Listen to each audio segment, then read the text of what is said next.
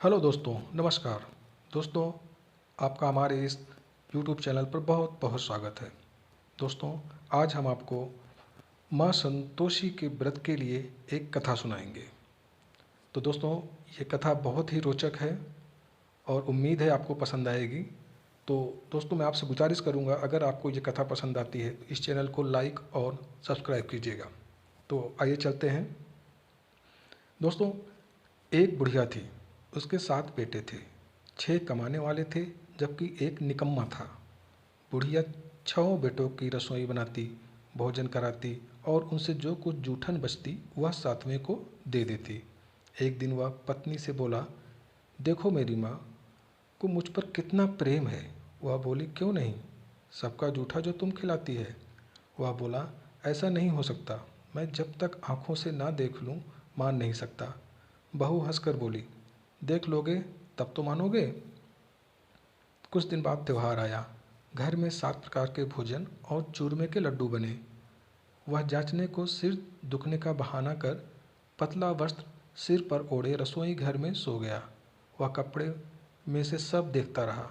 6 भाई भोजन करने आए। उसने देखा माँ ने उनके लिए सुंदर आसन बिछा नाना प्रकार की रसोई परोसी और आग्रह करके उन्हें जमाया। वह देखता रहा। 6 भोजन करके उठे, तब माँ ने उनकी जूठी थालियों में से लड्डुओं के टुकड़े उठाकर एक लड्डू बनाया।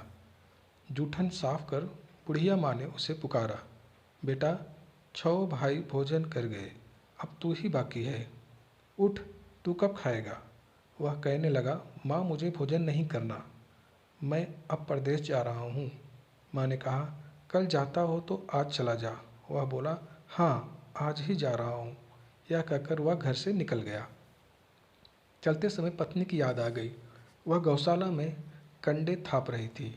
वहाँ जाकर बोला, हम जावे परदेस, आवेंगे कुछ काल, तुम रहियो संतोष से, धर्म आपनो पाल। वह बोली, जाओ पिया आनंद से, हमारो सोच हटाए, राम भरोसे हम रहे, ईश्वर तुम्हें सहाय। दो निशानी आपन देख, धरु में धीर, सुधिमति हमारी बिसरयो, रखियो मन गंभीर।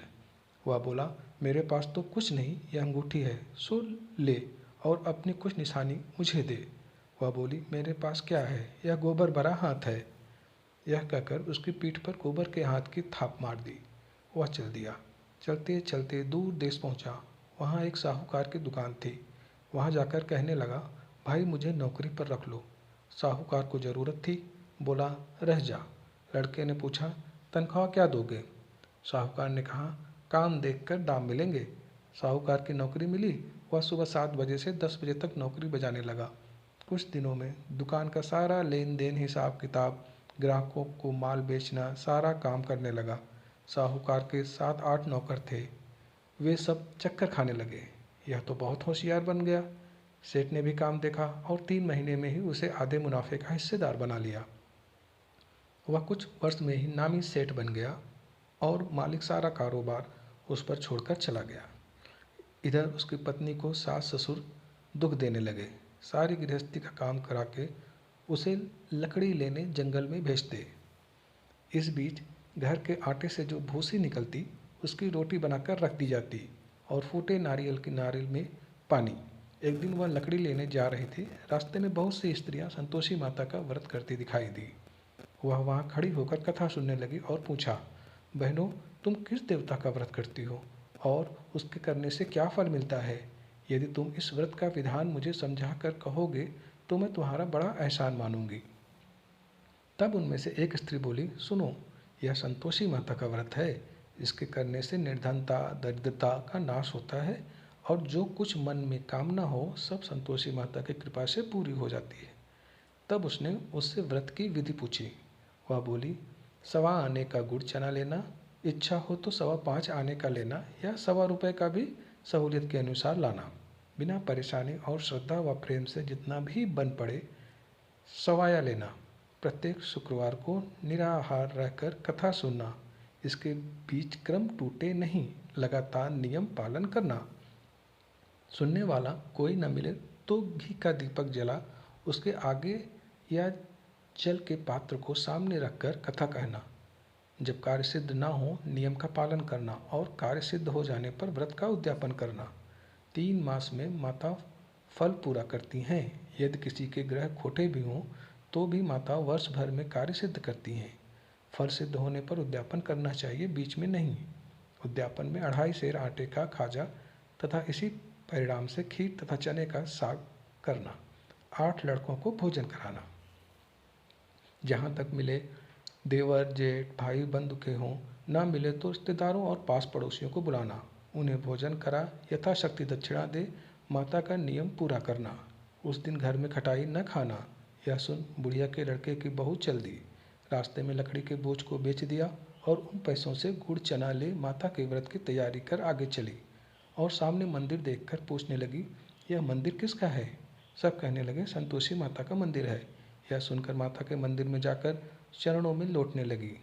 दीन हो विनती करने लगी, माँ मैं निपट अज्ञानी हूँ, व्रत के कुछ भी नियम नहीं जानती, मैं दुखी हूँ। हे माता जगत जननी, मेरा दुख दूर कर, मैं तेरी शरण में हूँ। माता को दया आई। एक शुक्रवार बीता कि दूसरे को उसके पति का पत्र आया और तीसरे शुक्रवार को उसका भेजा हुआ पैसा आ पहुँचा। यह देख जेठ जेठानी मुँह सिकोड़ने लगे। लड़के ताने देने लगे। काकी के पास पत्र आने लगे, रुपया आने लगा, अब तो काकी की खातिर बढ़ेगी। बेचारी सरलता से कहती, भैया कागज आवे या रुपया, हम सबके लिए अच्छा है। ऐसा कहकर आंखों में आंसू भरकर संतोषी माता के मंदिर में आ मातेश्वरी के चरणों में गिरकर रोने लगी। माँ मैंने तुमसे पैसा कम मांगा है, मुझे पैसे से क्या काम है, मुझे तो अपने सुहाग से काम है, मैं तो अपने स्वामी के दर्शन मांगती हूँ। तब माता ने प्रसन्न होकर कहा, जा बेटी तेरा स्वामी आएगा। यह सुनकर खुशी से बावली होकर घर में जाकर काम करने लगी। अब संतोषी माँ विचार करने लगी, इस भोली पुत्री को मैंने कह तो दिया कि तेरा पति आएगा, लेकिन कैसे? वह तो इसे स्वप्न में भी याद नहीं करता, उसे याद दिलाने को मुझे ही जाना पड़ेगा। इस तरह माता जी उस बुढ़िया के बेटे के पास जा स्वप्न में प्रकट हो कहने लगी, साहूकार के बेटे सो रहा है या जागता है? वह कहने लगा, माता सोता भी नहीं जागता भी नहीं हूँ, कहो क्या आज्ञा है? माँ कहने लगी, तेरे घर बार कुछ है कि नहीं? वह बोला, मेरे पास सब कुछ है माँ, बाप है बहू है, क्या कमी है? माँ बोली, भोले पुत्र तेरी बहू घोर कष्ट उठा रही है, तेरे माँ बाप उसे परेशानी दे रहे हैं, वह तेरे लिए तरस रही है, तू उसकी सुध ले। वह बोला, हाँ माता जी यह तो मालूम है, परंतु जाऊँ तो कैसे? परदेश की बात है, लेन देन का कोई हिसाब नहीं, कोई जाने का रास्ता नहीं आता, कैसे चला जाऊँ? माँ कहने लगी, मेरी बात मान, सवेरे नहा धोकर संतोषी माता का नाम ले, घी का दीपक जला, दंडवत कर दुकान पर जा बैठ। देखते देखते सारा लेन देन चुक जाएगा, जमा का माल बिक जाएगा, सांझ होते होते धन का भारी ढेर लग जाएगा। अब बूढ़े की बात मानकर वह नहा धोकर संतोषी माता को दंडवत घी का दीपक जला दुकान पर जा बैठा। थोड़ी देर में देने वाले रुपया लाने लगे, लेने वाले हिसाब देने लगे। कोठे में भरे सामान के खरीदार नगद दाम दे सौदा करने लगे। शाम तक धन का भारी ढेर लग गया। मन में माता का नाम ले चमत्कार देख प्रसन्न हो घर ले जाने के वास्ते गहना कपड़ा सामान खरीदने लगा। यहाँ काम से निपट तुरंत घर को रवाना हुआ। उधर उसकी पत्नी जंगल में लकड़ी लेने जाती है। लौटते वक्त माता जी के मंदिर में विश्राम करती है। वह तो उसके प्रतिदिन रुकने का जो स्थान ठहरा। धूल उड़ती देख वह माता से पूछती है, हे माता यह धूल कैसे उड़ रही है? माता कहती है, हे पुत्री तेरा पति आ रहा है, अब तू ऐसा कर लकड़ियों के 3 बोझ बना ले, एक नदी के किनारे रख और दूसरा मेरे मंदिर पर, वह तीसरा अपने सिर पर। तेरे पति को लकड़ियों का गट्ठर देख मोह पैदा होगा, वह यहाँ रुकेगा, नाश्ता पानी खाकर माँ से मिलने जाएगा, तब तू लकड़ियों का बोझ उठाकर जाना और चौक में गट्ठर डालकर जोर से आवाज़ लगाना, लो सासू जी लकड़ियों का गट्ठर लो, भूसी की रोटी दो, नारियल के कपड़े में पानी दो, आज मेहमान कौन आया है? माता जी से पूछ। अच्छा कहकर वह प्रसन्न मन से लकड़ियों के 3 गट्ठर बनाई, एक नदी के किनारे पर और एक माता जी के मंदिर पर रखा। इतने में मुसाफिर आ पहुँचा। सूखी लकड़ी देख उसकी इच्छा उत्पन्न हुई कि हम यहीं पर विश्राम करें और भोजन बनाकर खा पी कर गाँव जाएं। इसी तरह रुककर भोजन बना, विश्राम करके गाँव को गया। सबसे प्रेम से मिला। उसी समय सिर पर लकड़ी का गट्ठर लिए वह उतावली सी आती है, लकड़ियों का भारी बोझ आंगन में डालकर जोर से 3 आवाज़ देती है। लो सासू जी, लकड़ियों का गट्ठर लो, भूसे की रोटी दो, आज मेहमान कौन आया है। यह सुनकर उसकी सास बाहर आकर अपने दिए हुए कष्टों को भुलाने हेतु कहती है, बहू ऐसा क्यों कहती है, तेरा मालिक ही तो आया है। आ बैठ, मीठा भात खा, भोजन कर, कपड़े गहने पहन। उसकी आवाज़ सुन उसका पति बाहर आता है। अंगूठी देख व्याकुल हो जाता है। माँ से पूछता है, माँ यह कौन है। माँ बोली, बेटा यह तेरी बहू है। जब से तू गया है तब से ये सारे गांव में भटकती फिरती है, घर का काम काज कुछ करती नहीं, 4 पहर आकर खा जाती है। वह बोला, ठीक है माँ, मैंने इसे भी देखा और तुम्हें भी, अब दूसरे घर की ताली दो, उसमें रहूँगा। माँ बोली, ठीक है, जैसी तेरी मर्जी। तब वह दूसरे मकान की तीसरी मंजिल का कमरा खोल सारा सामान जमाया। एक दिन में राजा के महल जैसा ठाठ बाट बन गया। अब क्या था, बहू सुख भोगने लगी। इतने में शुक्रवार आया। उसने पति से कहा, मुझे संतोषी माता के व्रत का उद्यापन करना है। पति बोला, खुशी से कर लो। वह उद्यापन की तैयारी करने लगी।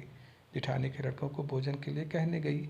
उन्होंने मंजूर किया, परंतु पीछे से जेठानी ने अपने बच्चों को सिखाया, देखो भोजन के समय खटाई मांगना, जिससे उसका उद्यापन पूरा ना हो। लड़के जीमने आए, खीर खाना पेट भर खाया, परंतु बाद में खाते ही कहने लगे, हमें खटाई दो, खीर खाना हमको नहीं भाता, देखकर अरुचि होती है। वह कहने लगी, भाई खटाई किसी को भी नहीं दी जाएगी, यह तो संतोषी माता का प्रसाद है। लड़के उठ खड़े हुए, बोले, पैसा लाओ। बोली बहू कुछ जानती नहीं थी। उन्हें पैसे दे दिए। लड़के उसी समय हट करके इमली खटाई ले खाने लगे। यह देखकर बहू पर माताजी ने कोप किया। राजा के दूत उसके पति को पकड़ ले गए। जेठ जेठानी मन माने वचन कहने लगे, लूट लूट कर धन इकट्ठा कर लाया है, अब सब मालूम पड़ जाएगा जब जेल की मार खाएगा। बहू से यह सहन नहीं हुए। रोती हुई माताजी के मंदिर गई, कहने लगी, हे माता, तुमने क्या किया, हंसाकर अब भक्तों को रुलाने लगी। माता बोली, बेटी तूने उद्यापन करके मेरा व्रत भंग किया है।